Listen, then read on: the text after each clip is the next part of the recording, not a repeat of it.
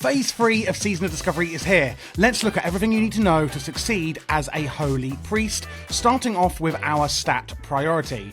And first on that list is going to be spell healing or healing power. Quite simply, the more of this you have, the more healing all of your healing spells are going to do in Season of Discovery, and therefore the less mana you're going to have to exert to actually heal your allies. Very self-explanatory there. The next one is going to be MP5, or mana per 5 seconds. This is the stat that allows you to continue your mana regeneration in combat, so that when you're casting, you're still going to be regenerating this much mana every 5 seconds. Intellect and Spirit, I would say, are interchangeable. Spirit is actually quite important for us Holy Priests because of a talent called Spiritual Guidance, which increases our healing by 5% of our total Spirit. Spirit, again, helps with mana regeneration.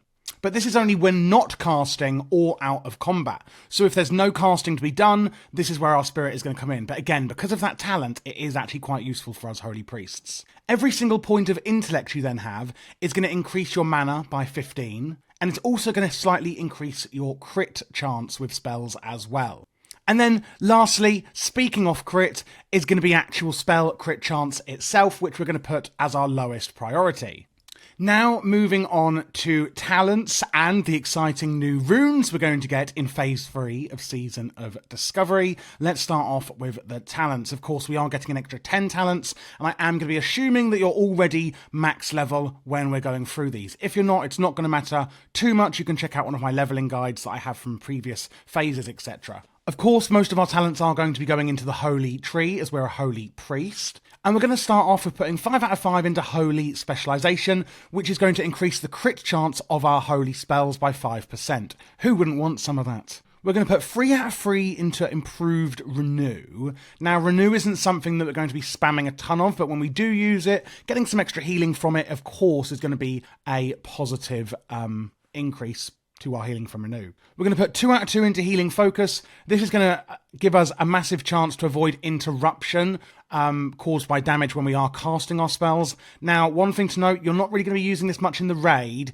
but when you're leveling, etc., it's been very useful, and it's just an all-round good talent to have. On the second row, we're going to put 5 out of 5 into Divine Fury. Now, this is going to reduce the cast time of a lot of your spells, namely Heal. Heal is going to be our spam heal. It's going to be the one that we're using the most of, where we're just sort of, bumbling out some heals just to keep everyone topped up, etc. And reducing the casting time of this, which is already quite long, although a very efficient spell, can be a bit tedious. And reducing this is going to be a big thumbs up for us. Now remember, on the first row, we've just increased the crit strike chance. Well, now we're going to go on to Inspiration. You can see here we're going to put 3 points in here, increasing our target's armor by 25% for 15 seconds after they get a crit from any of our healing spells that are named here. Off the back of that, again with our heal, etc., we're going to put 3 out of 3 into Improved Healing, reducing the mana cost of our lesser heal, and greater heal by 5% per point, of course totaling out at 15%.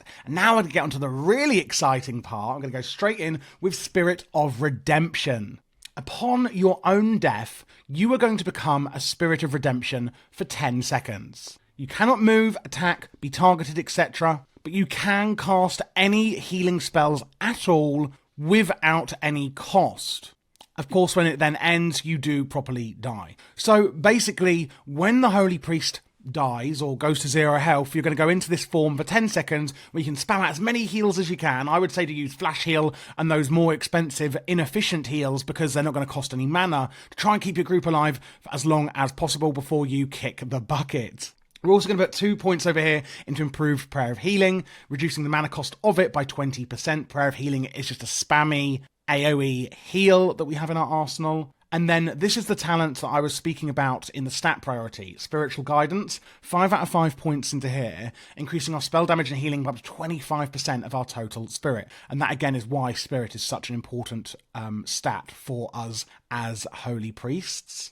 I'm going to put 5 out of 5 into Spiritual Healing. Really obviously why. increasing the amount healed by our healing spells by 10%. No brainer on that one. I'm actually not going to go into the light well. It's on a 10-minute cooldown, which is gargantuan. I will explain what it does. It's a holy light well. You place it, and members of your raid can click it to restore health. But I just don't think it's worth it. If you think it's cool and fun, remember, we don't have to use the absolute meta spec. Do what you find is fun. And that's what I always try and reiterate in my guides, is that, you know, we shouldn't all be going on about passing, and doing, you know, the absolute crazy max. If that is something you enjoy, then of course do it. But I just think there can be some toxicity sometimes in the community where you feel pressured to take talents you don't want to or spells, when actually you might want to and find that more fun for yourself. So at this point, we are going to be level 43, and of course we've got another 7 levels to go. Where are we going to put those points? Well, 5 out of 5 up here in Unbreakable Will, increasing your chance to resist stun, fear, and silence effects by an additional 15%. You could also put this into increasing your damage of wands. If you do have some downtime and you're not healing, you can just wand it out. It really is up to you and is quite situational on those two. And then the last two I would say to take is going to be increasing the effect of your power word Fortitude and Prayer of Fortitude by 30%, which is going to be increasing how much stamina that these spells are going to give you and your party members. And now let's have a look at what runes we're going to take. I'm going to start off with the Hand rune. Now, of course, these are from Phase 1. We've got Circle of Healing and Penance, and I actually think both of these are quite good, and again are situational. Penance is a really strong and efficient single target heal that you can volley out at your target, and it does get most of its power when you can allow it to do its entire cast. Circle of Healing is an instant AoE heal you can use, and if you need to do a lot of burst group healing, then swapping to Circle of Healing over Penance could be a really good idea. So again, if it's a lot of single target healing, go for Penance. If it's a lot of AoE healing, then and specifically burst healing, I would say to go for Circle of Healing. I myself do main healers, and I do use these a bit interchangeably where I see fit. But for the sake of this, let's go with Penance. I do use this probably more than Circle of Healing. In the Pant slot, the default one we're pretty much always going to go with is Prayer of Mending. It's an incredibly efficient heal, and what it does is you place this on a target and then it will bounce around to different targets as they take damage. You can see here, places a spell on them for however much. The next time they take damage or receive healing, when that heal occurs, Prayer of Mending jumps to a raid or party member within 20 yards and it jumps up to 5 times. The spell can only be placed on one target at a time. And I really do think this one is a no-brainer. It's really efficient, it's a really good heal that is very smart as well. It's known as a smart heal. Going on to the chest runes, Serendipity is a really useful one, and again I would say this is the default one, but I'm going to give you another option as well in case you want it. So Healing with Flash Heal reduces the cast time of your next Lesser Heal, Heal and Greater Heal, or Prayer of Healing for 20% for 20 seconds, taken up to 3 times. This is really fantastic when you are healing with your Flash Heal, which is a big single target heal, but very inefficient and therefore expensive with mana. We're going to be reducing the further cast time of our other healing spells, and this can stack up to 3 times like it says here, so this can be really, really useful. The other one you could take is Strength of Soul. Lesser Heal, Heal, Greater Heal and Flash Heal reduce the remaining duration of weakened soul on a target, meaning you can then put Powered Shield on them quicker, and in addition, targets of your Powered Shield will gain Rage from taking damage despite the damage being absorbed, and Righteous Fury will trigger from damage absorbed by your Powered Shield as if it were a heal. TLDR then, it's generally better, in my opinion, for Discipline Priests. I will be doing a guide for that as well, check out my channel, and it is really, really good, but I would just say to take Serendipity. It's much more fun as well, Serendipity, in my opinion. For the Waste Rune, I would always advised to go for Empowered Renew. The good thing about this is that when it heals with Renew, it's going to heal 1 extra time immediately. So Renew is a heal over time spell that we have, again, quite inefficient. But when we can add it here, it's going to instantly do a little bit of healing, and then it's going to gain 15% increased benefit each time it heals from your bonus healing effects. In addition, your Renew can now be active on targets affected by another priest's Renew. So if there are multiple priests healing in your raid or group, then this is actually going to be even more powerful. And where it does that extra heal at the start, this can be seen as a sort of instant quick emergency heal if needed as well, and then obviously healing them over time, which is really, really useful. I think it's actually quite powerful. Another option you could take is Renewed Hope. Again, I would more say to take this if you're discipline. The reason behind that is that it's going to give your spells a higher crit chance if the target has weakened soul, which is what you get after using Power Word Shield, which we're not really going to be using in Holy. But if you are putting in some Power Word Shields, this can be situationally actually quite a useful one as well. But again, I would just go for Empowered Renew on that one. On the foot rune, Spirit of the Redeemer is a game changer. So you know in the talents when we spoke about going into Spirit of Redemption when we die, well with this, you can actually activate it to do it whenever the hell you like, which of course meaning in huge times of need where you need to do crazy amounts of healing or maybe when you've run out of mana, this you can actually activate for 10 seconds and go into that form and use your spells all free of mana. However, one thing to note with taking this talent does mean that when you die, you no longer go into Spirit of Redemption. There is that trade-off there with being able to use it whenever you want, meaning you no longer actually get to use it when you do, kick the bucket. Again, another option would be Pain Suppression, instantly reducing all damage taken by a friendly target by 40% and increasing the resistance to dispel mechanics. Again, situational. I do think Spirit of the Redeemer in a raid situation is a lot better if there is a huge amount of single target damage reduction needed. And again, I'm more advised this in Discipline is going to be Pain Suppression, but we're going to be going for Spirit of the Redeemer in this build. And now on for the new Phase 3 of SoD, exciting runes, head and wrist. Going on to the head, it's Divine Aegis. Critical heals create a protective shield on the target, absorbing 30% of the amount healed. No brainer, last 12 seconds. Not really much more to say on that one.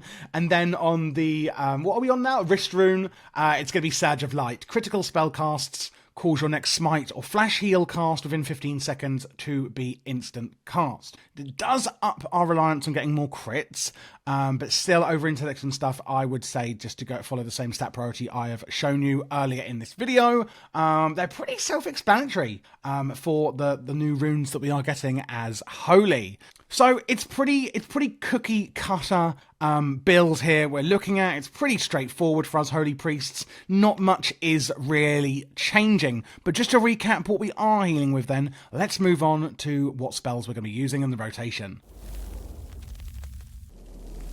So, this here is my little essay I've written out for you guys. Basically, Penance, if you're taking it, is going to be your absolute number one top priority spell. It is so efficient. It's really good for single target. Again, if you are taking Circle of Healing, obviously we'll be using that, which we've got lower down on the list, using with your party if your constant healing is needed, depending on what you're taking here, of course. Flash Heal, then, we're going to use in really nasty situations where we need to get some quick heals out now. And it is very good if your target is about to, fall over, but it is very inefficient and not good for mana usage. And therefore, if it isn't an emergency and you're just sort of going through the motions a bit more, then Heal is going to be the very efficient version of this. Of course, we've got a few talents making it a bit shorter in duration for cast time, etc., but it's still going to be a lot less, a lot slower than your Flash Heal. It is very efficient though. This one is one you can spam. Renew, again, very inefficient heal over time. Even with the Empowered Renew, you shouldn't use it too much. Don't forget, if you are taking Empowered Renew, that you are going to get that instant bit of Renew at the start of the heal over time. Prayer of Mending, very efficient. Use it on cooldown as much as you possibly can. It doesn't matter if people are taking damage or not, just get it out when it's up, and it will bounce around as it needs to, and it will keep people topped up. Powered Shield, again, quite inefficient. I've said it a million times in this video, but I prefer it on Discipline Priest. You can use it on the tank as Holy, if they've got some damage coming in, or, other people, etc. But I would advise to use it quite sparingly in Holy Spec.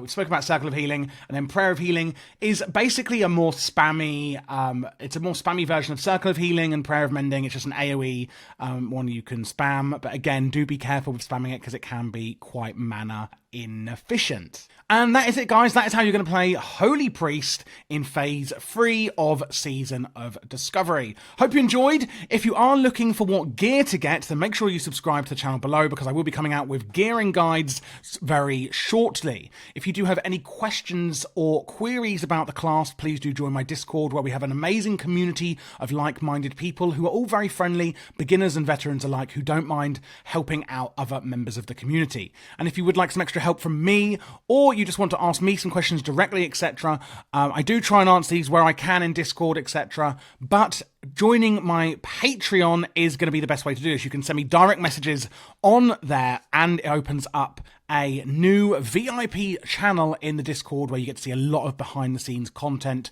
and upcoming things, etc. Thanks for watching, guys. Don't forget to check out my other guides for Phase 3 of Season of Discovery, and please do let me know your thoughts in the comments below.